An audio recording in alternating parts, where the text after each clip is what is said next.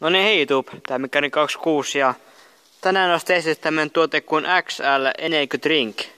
Tässä on tämmönen hieno sininen tölkki ja sitten on tämmönen hieno tää erilaisen näköinen klipsi tai mikä on. Mutta ei nyt ole väri erilainen kuin saisi olla vaikka joku erilaisen värinen, mutta ei sit sen enempää, vaan katsotaan mitä maistuu. Tuon kivelle tosta.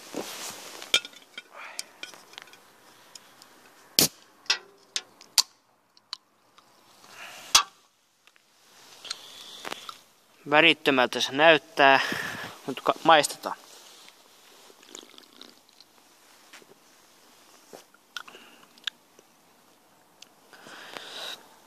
Tämä maistuu vähän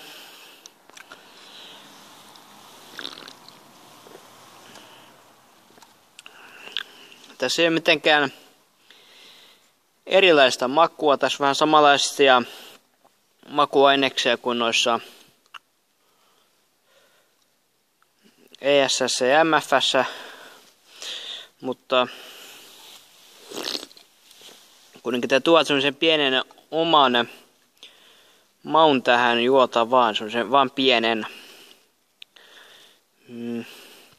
Että on vähän tämmöistä, tää ei niin kitkerä, että on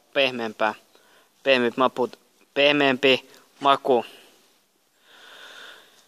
Mutta ei ole mitenkään erilainen tuote, kun näin, mitä mä näin sanoin, että samalta maistuu. Että vähän se on niinku turha tuote, maksaa euron Filtownissa, eli elokuvavuokraamossa.